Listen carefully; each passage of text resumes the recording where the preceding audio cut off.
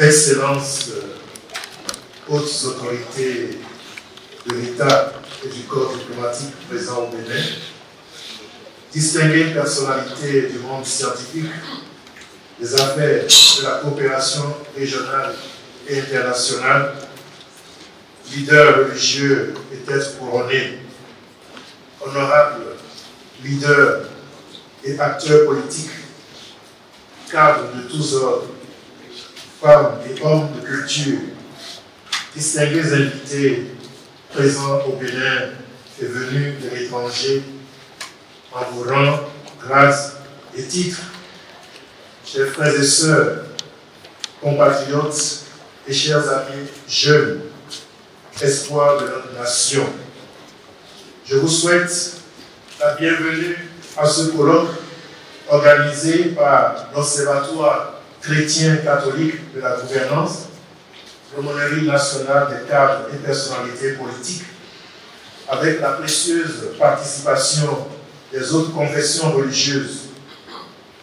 Votre présence honore toute notre nation et révèle le vif intérêt que vous manifestez pour le thème que nous avons choisi, les modifications du code électoral au Bénin de 1990 à aujourd'hui, le code électoral, le vivre ensemble et la participation de tous à la construction de la nation, contribution de l'Église à la paix sociale pour les élections véritablement démocratiques en 2026. Veuillez recevoir la reconnaissance de la conférence épiscopale du Bénin pour votre présence et pour la part active et constructive que vous prendrez dans quelques instants au cours de nos échanges. Notre pays, le Bénin, est l'un des rares, s'il n'est pas le seul, avant, pendant et au-delà des élections, le vivre ensemble doit être possible. C'est dire qu'aucune raison ne peut laisser personne indifférent à la situation qui prévaut actuellement. À voir ce qui se passe ailleurs, il serait inutile de jouer à la politique de l'autruche, d'envisager la démission ou de se résoudre à la victimisation en faisant semblant de ne point voir les mots qui nous minent. Il nous faut prendre des initiatives nécessaires pour soutenir celles qui naissent dans le but de trouver des solutions de solidarité, de pardon mutuel, pour faire renaître la confiance et nous rendre capables de penser et d'agir ensemble pour le bien de la nation. De ce point de vue, nous, autorités religieuses, morales et politiques, avons une lourde responsabilité à jouer pour le bien de notre pays,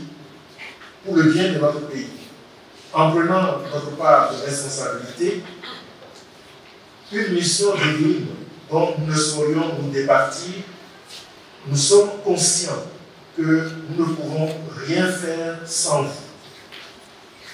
Compatriotes, acteurs politiques et gouvernants, institutions nationales et internationales qui soutenaient le développement de notre pays. Nous venons de le signifier en dehors de l'appartenance aux partis politiques et de la défense des intérêts politiques. Il y a, au-delà de tout, l'humanité et le patriotisme qui nous habitent et nous rassemblent en une nation. Et cette nation qui, ne l'oublions pas, est composée de croyants. Le Dieu unique en qui nous croyons est une force et une espérance. Le nom de ce Dieu signifie amour, trinité, diversité et unité, solidarité et paix en faveur de tous ces enfants que nous sommes. En bénissant le Seigneur, nous félicitons nos dirigeants d'aujourd'hui et ceux d'hier, ainsi que vous tous, compatriotes et partenaires de notre développement, pour les progrès de tous hommes qui ont marqué l'histoire de notre nation, surtout au cours de ces dernières années. Aussi devons-nous être sensibles aux situations dont les causes passées et présentes peuvent gravement obstruer les voies de ces avancées. Au nombre de celles-ci figure le climat de malaise social et politique, la morosité économique au sein de la classe moyenne et des moins nantis, et l'aggravation du sentiment de frustration. Cette situation prend aujourd'hui des formes qu'il importe de savoir bien décrypter, notamment face aux exigences des mesures du vivre ensemble préconisées par l'État. Bien qu'il s'agisse de la sécurité et de la protection de l'ensemble des populations, ces mesures rencontrent des réactions qui font déballer toutes sortes de rancœurs. Il importe de prévenir en veillant et en œuvrant pour la paix sociale, la paix dans les cœurs, en faveur de tous les citoyens de ce pays. Il ne s'agit pas d'une paix abstraite, mais de la paix concrète pour soi et pour les autres. La paix qui aide à construire le vivre ensemble. Nous sommes les acteurs et actrices de cette paix sociale, celle qui vient de Dieu et qui constitue le fondement de la famille que nous formons. La famille réunie pour étudier le thème de ce colloque. Ne permettons pas que l'attitude du refus, du repli sur soi et du rejet radical de l'autre prévalent sur la fraternité, l'accueil et le dialogue. Que nul ne reste campé sur sa position, que nul ne se radicalise, que nul ne se mette dans une condition d'étouffement ou d'enfermement qui empêche les autres d'exister. Pour avoir pris part en ce lieu au débat où seront examinées les vraies questions du devenir de notre peuple, éradiquons de nos cœurs tout ce qui, en rapport à l'organisation des prochaines élections, remettrait en cause la paix sociale, la paix dans les cœurs et dans nos comportements. Désarmons notre esprit, libérons-le de tout ce qui peut nous porter à accuser les gouvernants, les différents acteurs politiques et ceux qui ne sont pas de notre bord politique. Ne faisons pas de cette rencontre ce qu'elle ne devrait pas être. Dans l'esprit du dernier message des leaders religieux, elle est une invitation de l'Église à prendre conscience de la fraternité qui nous lie. Elle nous oblige à nous écouter mutuellement, à chercher à connaître et à comprendre tout ce qui concerne la vie et la gestion de notre pays, notamment en période électorale où les passions se déchaînent et donnent quelquefois à des comportements imprévisibles. Nous sommes encore à 2 ans des élections, mais déjà les passions montent dans un contexte de malaise dont nous sommes tous coupables. Au regard de cet état de choses, l'Église veut essentiellement nous inviter à prendre connaissance des textes que nous sommes appelés à accueillir à travers des attitudes citoyennes responsables.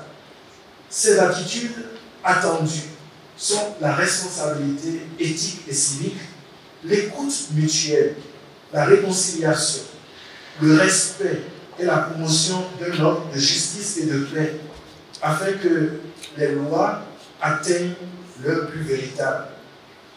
Nous souhaitons vivement que les communications, les débats et les messages de cette journée s'inscrivent dans ce schéma et s'orientent dans cette perspective. Puissent les analyses nous aider à connaître et à emprunter les voies véritables de l'écoute et de la légalité qui fondent notre devise nationale. Fraternité, justice, travail. Pour construire une paix sociale, une démocratie participative et un développement au profit de tous. Nous n'avons pas été invités pour faire des déballages contre nos compatriotes, contre nos gouvernants et nos partenaires régionaux et internationaux.